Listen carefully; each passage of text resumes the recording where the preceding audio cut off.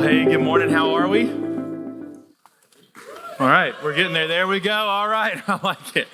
Hey, glad to be with you guys together today. My name is Chris Cummings. I'm the lead pastor here at Doxa. And if today is your first day with us, man, we just want to say thank you so much for trusting us with your Sunday morning. We do hope and pray this place will feel like home for you very easily. On your way in, you should have received a program. It looks like this. On one side is a list of announcements. And if today is your first day with us, at the bottom of that section is a little connect card. And again, if today is your first day, we'd love just the opportunity to connect with you and to help you get connected as well. And one of the best ways for us to be able to do that is for you to fill out that card. Once you fill it out, you can tear it off the bottom and do one of two things with it. You can either put it in the offering baskets when they get passed later on in the service, or you can take it to our connections lobby right when you first walk in. That's where our team will be once the service is over. And we just love the opportunity to meet you, introduce ourselves to you, and also just give you a gift to say thank you for joining us today. And so again, incredibly glad to be here with each of you today. For the last several weeks, we've been walking through a series in the New Testament book of Hebrews. And as we enter into the summer, we get into what is easily the most popular chapter in the entire book of Hebrews.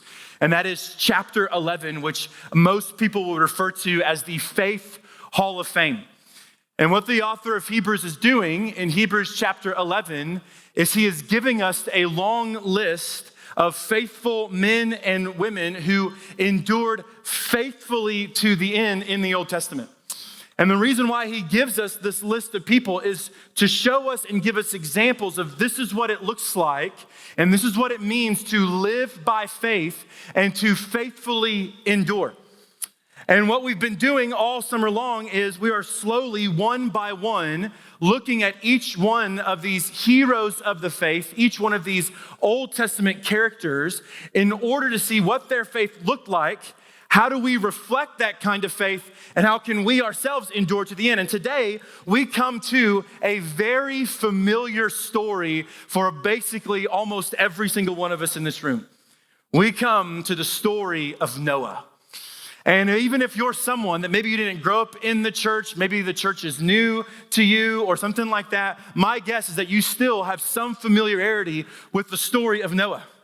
And for many of us, when it comes to this story, the picture that we get is kind of that nursery picture that we have of the story of Noah, right? Like you got the ark, you got Noah and his family on the ark, they're smiling. You got animals peeking their head out of the ark, they're smiling. The waters are nice and calm. There's a rainbow in the background. Like that's the picture that I think for many of us is what comes to our mind when we think of the story of Noah. But the reality is that the story of Noah looks nothing like that picture.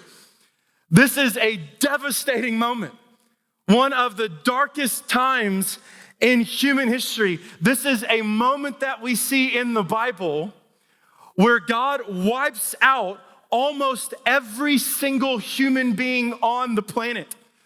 It's not all smiles on the ark. This is a devastating moment. And as we see stories like this unfold, where God destroys almost every living thing, man, I think the natural response within us is we feel incredibly uncomfortable when we see this, don't we? Like it doesn't quite sit right with us. Like we love the stories of God's grace and God's kindness and God's mercy. We write songs about those kind of things, right? Like there's numerous songs that I know of where we're just singing, God, pour out your grace, pour out your love. I don't know a single song that's like, God, pour out your wrath, right? I don't know it. We love the idea of God's grace and kindness and mercy. But the stories of his wrath and his judgment, and dare I say his vengeance, makes us squirm a little bit, makes us feel uncomfortable. I think one of the reasons why it makes us feel so uncomfortable is I think what it does is it highlights within us a contradiction that I think every single one of us may have inside of us without really knowing it's there. You see, and what this contradiction looks like is it looks something like this. On one hand, when we read stories like this, on one hand, I think there's part of us that says, how dare God do something like that, right? I thought he was a merciful God, a kind, gracious God. How dare he do something like this on this scale? Does it seem very loving? And on one hand, we say, how dare he do something like that? But then at the same time, I hear some people say something like this. So they'll say, if God really is all powerful, and if he really is all good, then why does evil exist to begin with, right? Like if God is all good and all powerful, then certainly by now he should have annihilated evil and it wouldn't exist at all. And I think for some of us, maybe there's some of us in the room that maybe even it's this tension right here that plays into the fact that maybe it's why we haven't put our faith in Jesus at all. Maybe for some of us, we see the stories of Noah and we think, man, how can a God possibly do something like that? And that's why we haven't put our faith in Jesus. And then there's some of us that's on the other end of that spectrum. We see if God really is all powerful and all good, then why does evil exist? And that the existence of evil itself maybe proves to us that maybe God doesn't actually exist. And herein lies a contradiction. Because on one hand, we say, how dare God do something like that? On the other hand, we say, why hasn't he already done it? Why does evil still exist in our world?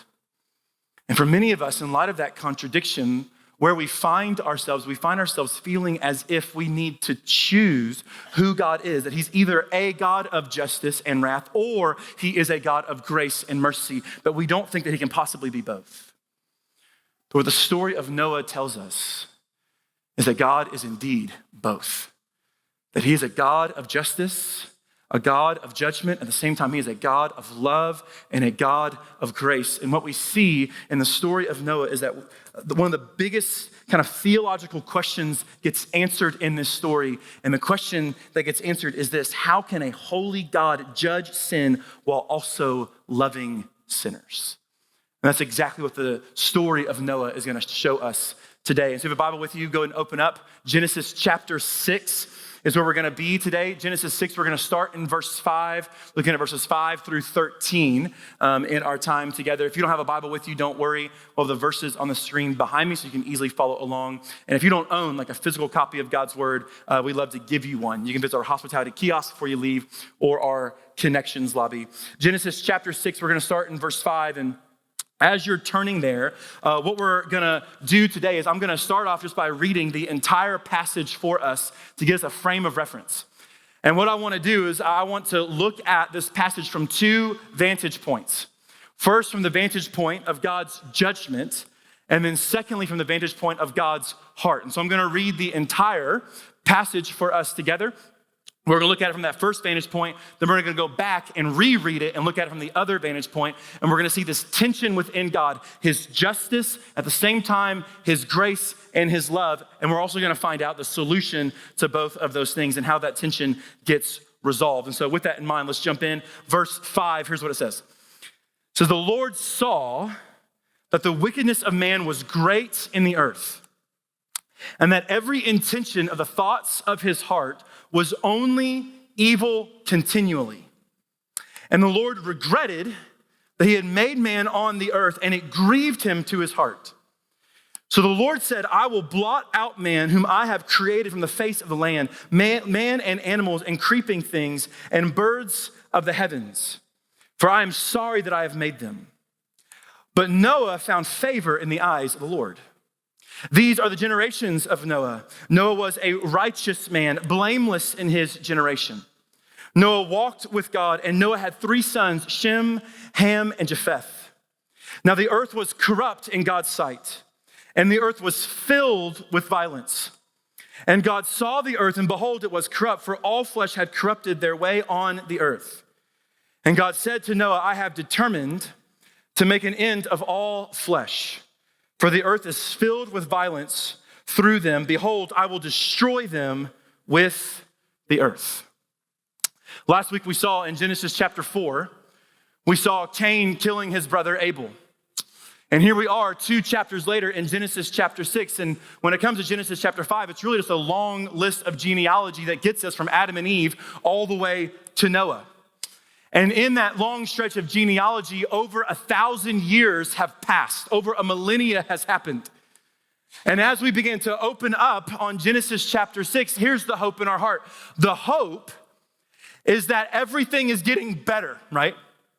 The hope is that things are better than the way we saw them back in Genesis 4.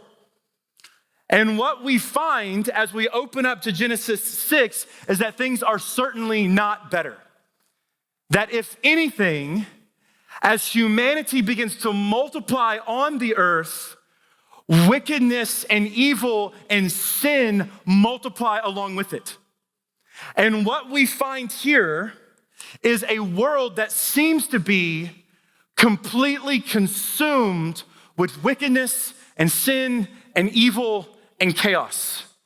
So much so that the author of Genesis tells us that every intention of every thought of nearly every person was evil constantly. That's how bad it has gotten. In fact, right before this, we see the sexual perversion of the day in Noah's generation. And in this section, the author of Hebrews tells us that violence has gotten so out of control that the entire earth is filled with it, that it is filled with violence. What we see here is truly an unprecedented time. Oftentimes we'll hear people say that we live in unprecedented times, right? And the reason why we tend to say that is because we compare the era that we're living in with other eras throughout history, and we say there's no parallel to what we're experiencing. And typically the reason why we say those kind of things is because the evil that we're experiencing or the wickedness we're experiencing seems to have no parallel whatsoever. But here's the thing, that is certainly true in Noah's day. Like this takes the cake, right? Like God looks out at his people, looks out at creation. It's all corrupt. The only person he says that's not corrupt is Noah. It's just him. In fact, as God compares Noah to the rest of the people at this day, he says, Noah, you're blameless in this generation.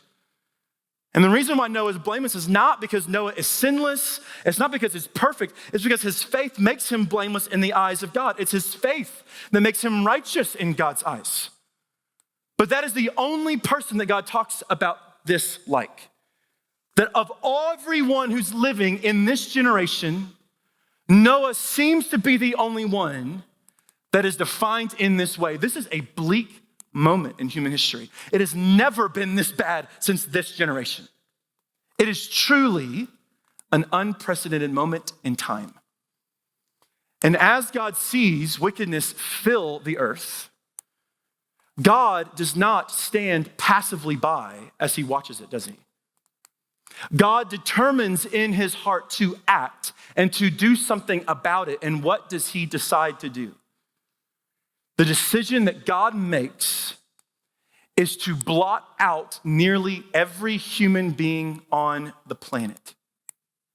He tells Noah that he is going to destroy them, and the way he's going to destroy them is by using the earth itself. That is the conclusion that God comes to. And again, for many of us, when we see this unfold, man, it makes us squirm, doesn't it? Like we don't like this. We like the grace of God. We like the mercy of God, the judgment, the wrath of God, the vengeance of God doesn't quite sit right with us. And it makes us feel uncomfortable to a degree. But here's what I want you to see in light of the story of Noah.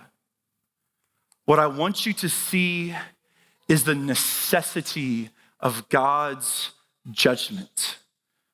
What I want you to see is the necessity of divine vengeance. Because here's the thing, when we come face to face with God's divine judgment, it can make us feel uncomfortable. But here's the reality, when you try to take it away, things become increasingly more uncomfortable. Because here's what happens when you try to take away God's divine judgment and God's divine vengeance. Here's the inevitable result. The result is that in the end, evil wins. That's what you're left with. What you're left with is no guarantee of justice. What you're left with is that those that are guilty walk free. What you're left with is that innocent victims don't receive the right kind of justice they deserve to receive. That's what you're left with. In the end of all of this, evil wins. And whenever we see evil win, that makes us even more uncomfortable, doesn't it? Like, because we're people made in the image of God, there's something in us that when we see evil getting away with it, that says in us, something's gotta be done. This can't be how it ends, right? We just think about like the Nancy Guthrie case, right? That swept our media outlets for weeks. And we begin to think like, this can't be how this ends. That someone gets away with all of these things. Justice has to happen. But when you take away divine judgment and divine vengeance, the inevitable reality that you are left with is that evil wins. You have no guarantee of justice whatsoever. And whenever evil begins to win, there's something in us that just squirms and says, this isn't right, something has to happen. And even when we read the account in Genesis 6, and we see what's happening on the face of the earth, and that violence is filling the earth, we think to ourselves, something's got to be done. Something has to happen. Evil can't just walk free. But when you take away God's divine judgment, that's what happens. Evil walks free. And as evil walks free, violence in our world never ends. The cycle of violence never stops. You see, there's a really popular myth in our society today that many people have really kind of bought into. And the myth is something like this. It is, if you believe in a God of judgment, you will therefore become judgmental. That's the belief. That's the myth. That if you believe in a God of judgment, you will therefore become judgmental yourself. And we see this myth get played out constantly in about every single media outlet we have. Almost every single TV show and movie that portrays the stereotypical Christian is typically someone that looks a lot like Angela from The Office. You know what I'm saying? I don't know if you're an Office fan. If you're not, you should be. It is easily the greatest show ever made. All right. But almost every Christian portrayed in TV shows and movies looks a lot like that. Someone who's incredibly judgmental, because the belief and the myth that we buy into is this idea that when you believe in a God of judgment, you will inevitably become judgmental yourself. But here's the reality. The truth could not be further from that kind of myth. Miroslav Volf, okay, who is a Christian professor, teaches at Yale, someone who survived the genocides of Croatia in the early 1990s. Genocides in Croatia saw 130,000 people die. Saw over 2 million people displaced. And as Miroslav got to the United States, he began to discover this myth. And as he kind of came face to face with this myth, he said, the only reason you can possibly believe in this kind of myth is if you haven't truly been violated yourself. He says the only reason you can possibly believe in this myth is when you're not the victim. That's the conclusion he comes to. And in one of his books, he challenges his readers to imagine a scenario. He says, imagine if you had to give a series of lectures to a group of people who have truly experienced violence in their life, whose daughters and sisters have been raped, whose sons and fathers have been mercilessly killed, who have experienced firsthand serious degree of violence.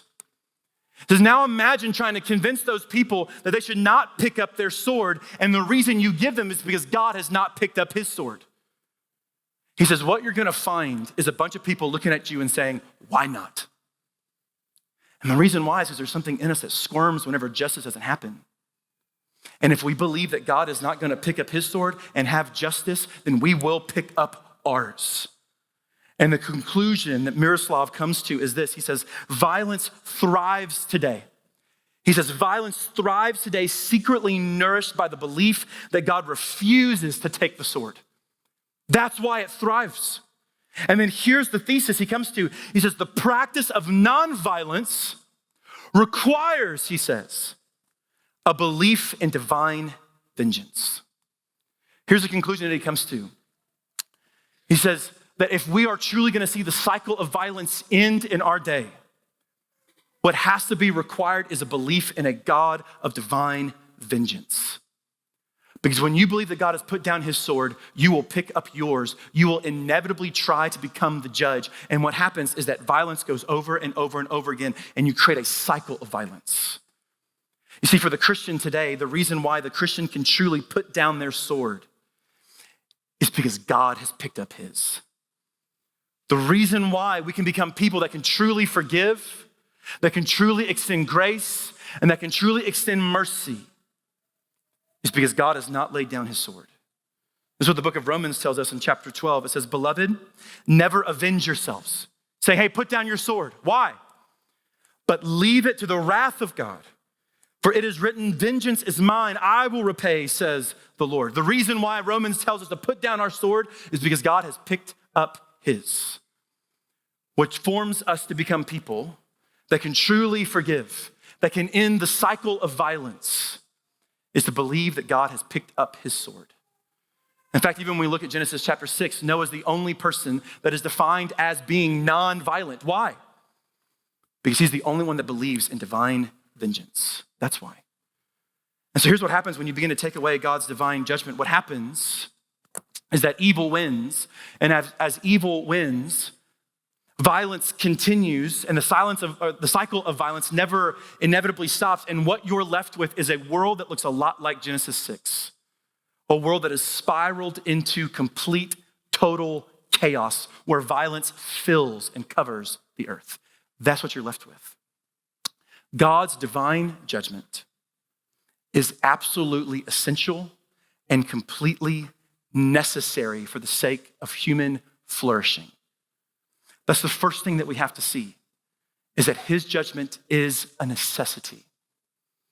But as we see this reality through the lens of Genesis 6, this is not the only thing we see. The author of Genesis not only shows us God's judgment, he also shows us God's heart. And so often we can read through this story and we're just focusing on all the wrath that God's pouring out, and we think, how dare God do this? And sometimes we can easily miss the heart of God in the midst of all of it. And so go back with me, verse 5. Here's what it says, as the Lord saw the wickedness of man was great in the earth, and that every intention of the thoughts of his heart was only evil continually. And the Lord regretted that he had made man on the earth, and it grieved him to his heart. So the Lord said, I will blot out man whom I have created from the face of the land, man and animals and creeping things and birds of the heavens, for I am sorry that I have made them. Not only do we see God respond to the wickedness of humanity with divine judgment, we also see his heart towards them. And as we see his heart in the matter, we see that God is deeply grieved. That word for grieve is used elsewhere throughout the Bible, and specifically it's in the book of Isaiah, where the prophet Isaiah is using that word to describe a wife who's been abandoned by her husband. It's equivalent to being left at the altar. And what we find here is that sin doesn't merely break God's law, but our sin breaks God's heart. He is grieved to his heart.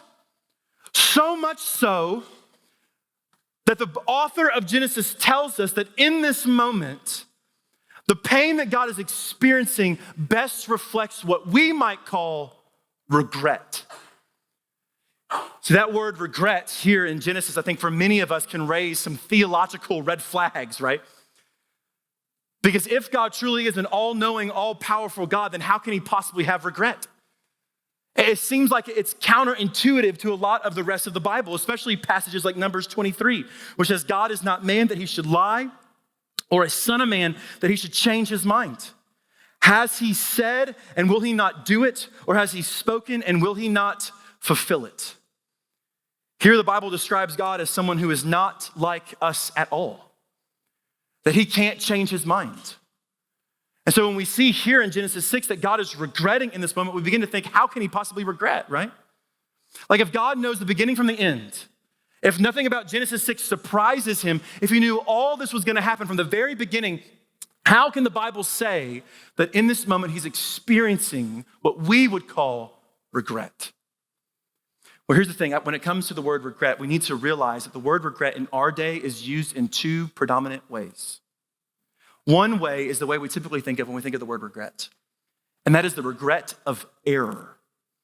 That is the regret that we experience and that we feel whenever we do something that we shouldn't have done or that we don't do something that we should have done. And we look back on that moment and we regret the decision that we make because of our error. But here's the thing, that's not the kind of regret that God has, and it can't be. Because the Bible clearly states that our God is a perfect God. He's without error. And so what are we talking about here? Well, there's another way that the word regret gets used in our world today. And this way better suits this idea that the author of Genesis is telling us. And that is not a regret of error, that is a regret of sorrow, of deep, deep sorrow and anguish.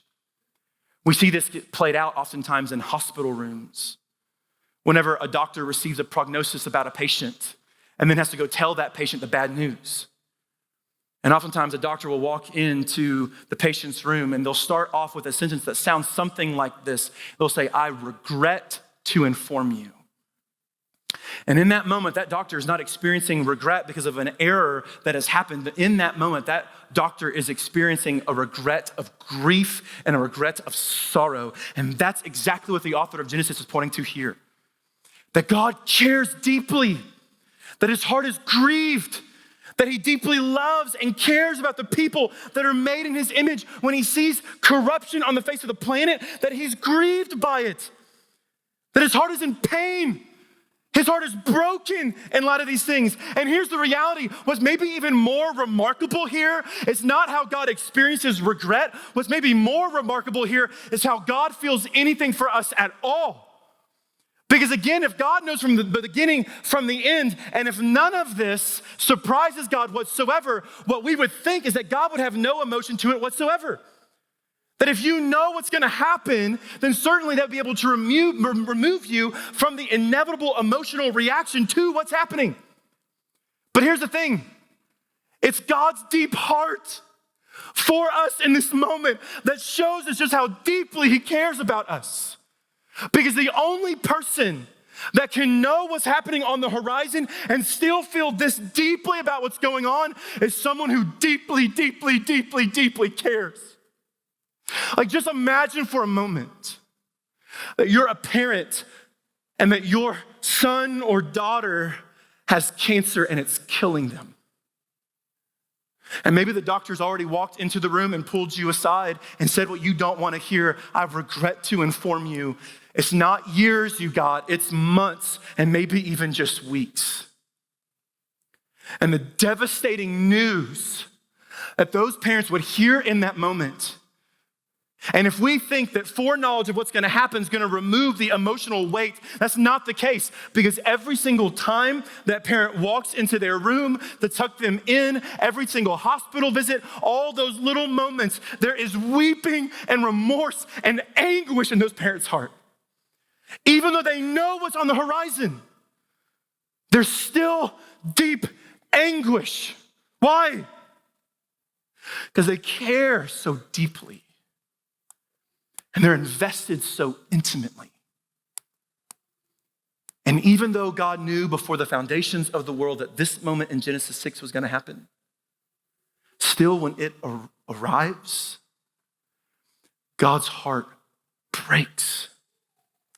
It's grieved. And it shows us just how deep God's love is for us in this moment. But here is where we see the tension within God. That on one hand, God is a God of justice, and his justice is good, and his justice is necessary. And then yet, on the other hand, we see that he is a God that loves deeply and cares deeply. And herein lies this tension. What do you do at this moment? And the way that God resolves this tension is not by just removing his wrath, ignoring all of the sin and all of the wickedness and all of the evil.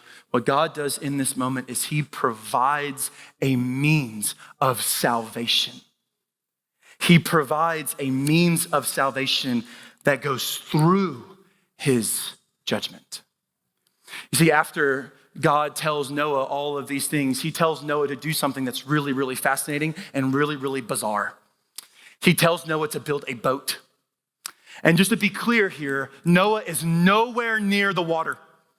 Homeboy's in the middle of the desert right now. And the boat that God tells Noah to build is not one that he can just hook up to the back of his F-150 and take it down to Patagonia and throw it in the lake and have a great time. That's not what we're talking about. It is an ark so massive that his family and that two of every kind of animal can exist on the ark. It is a floating zoo is what we're talking about. That's how big this thing is. And God tells Noah to build this ark in the middle of the desert, and Noah begins to build the ark, and after the ark is complete, God gets all the animals on the ark, and God tells Noah and his family, now you get in. And after Noah and his family get in the ark, something really amazing happens. In the book of Genesis, it says that God shut the door. Noah doesn't shut the door to the ark. God shuts the door, which tells us that Noah's not saved by his good works. Noah's saved because God saved him. It was God's mercy and God's grace that saved Noah and his family on that day. And they get in the ark and God shuts the door. And as he shuts the door, here's the crazy thing. It's not raining yet. The sun's out. Birds are chirping. It's a normal Tuesday. And they're in the ark because God said, get in the ark. And then all of a sudden the rain comes down from the heaven above and from the earth beneath. The whole planet begins to flood from the top to the bottom. So much so that eventually the highest mountains on the planet are covered in water. That's the amount of rain that comes in. What happens is God does not remove his judgment. What happens is that in God's grace, he provides an ark of salvation that saves you through it. And what I want you to notice in the story of Noah is this, that the same waters that crushed everyone else around them is the same waters that lifted Noah high towards the heavens. The same waters of God's judgment, the same waters of God's wrath that crushed all the wickedness around him is the same waters that lifted him high above the tallest mountain. Noah experienced the wrath of God. He experienced the waves hitting the ark. He experienced the rain. He experienced the wind. But Noah in that moment was saved because he got in the ark of salvation that God had provided for him. And here's the thing for us today, God provides a similar thing. You see, whenever Jesus shows up onto the scene, in the book of Matthew, even though God had promised humanity that he will never again flood the earth, he does tell us that a day like Noah is on the horizon. That there is a day where God's judgment will get poured out. And Jesus warns us about it in Matthew chapter 24. He says, for as were the days of Noah, so will be the coming of the Son of Man. For as in those days before the flood, they were eating and drinking, marrying and giving in marriage until the day when Noah entered the ark. And they were unaware until the flood came and swept them all away. So will be the coming of the Son of Man. Jesus here is foretelling and telling us about his second coming. That when he comes again, and as he comes again, he does not come again through the means of a baby lying in a manger. He comes riding on the clouds as a victorious, risen king.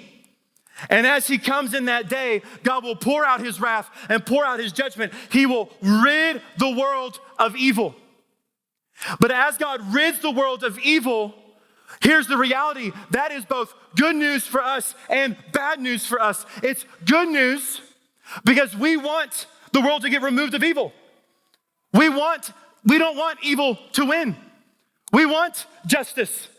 But at the same time, the evil that's out there that we want removed is also in us. That is deep within us. That every single one of us has sinned. And so what God does in his mercy and in his love is God provides for you and for me an ark of salvation. And the way that he provides it for us is through the means of his son, Jesus Christ. Because it is at the cross of Jesus where we see God's perfect justice and God's perfect love meet. It's at the cross that we see God pour out his wrath on his son while he takes God's wrath and dies for the sins of those who would put their faith in him. God provides in his love and in his mercy and in his grace an ark of salvation. And his name is Jesus. And the way that we enter in to this ark of salvation is the same way that Noah entered in. That we enter in by faith. Hebrews 11, real quick. By faith, Noah, being warned by God concerning events as yet unseen, in reverent fear, constructed an ark for the saving of his household. By this, he condemned the world and became an heir of the righteousness that comes by faith. What saved Noah on that day?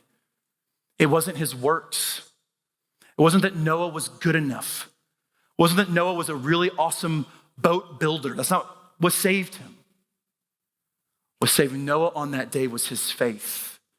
That when God said, build the ark, he built it. And whenever God said, get in, that he got in. Noah's not a perfect person. In fact, I heard one pastor say it like this. He said, when Noah got on the ark, 3 things got on the ark that day. Noah and his family, 2 of every living animal that roams the earth, and a 3rd thing. You know what it is? Sin. The sin got on the ark that day. And we know Noah's not perfect because right after the ark is done and the ark settles on some mountains, Noah gets off and he gets busy building a vineyard and he gets the grapes from that vineyard and he gets drunk real fast. He's not perfect. He's not a perfect person. It's not his sinlessness that saved him. It was his faith that he entered in with faith. And so here's the big question that we have as we come to a close this morning. And the big question we have is this, is do you have the kind of faith that puts you on the ark? Are you on the ark? You see, when it comes to Noah's faith, the way it's described is one, it's a faith of belief. He believed what that God said. He believed in the promises of God. He believed that the flood was coming. He believed all those things. But not only did he believe, but that belief moved him to actually do something. The book of James will say faith without works is dead. That's not the faith of Noah. Noah had faith that wasn't passive, it was active. And whenever God said, get on the ark, Noah got in. And the big question for us today is, do you have a faith that puts you in the ark? Because on the day whenever the waters came, there were 2 kinds of people. Those that were in the ark and those that were outside of it. And the big question that we need to ask ourselves today is, are you in the ark? And the good news for every single one of us is right now, the door to that ark is wide open. There's a day where God's gonna shut the door. But right now, that door is wide open.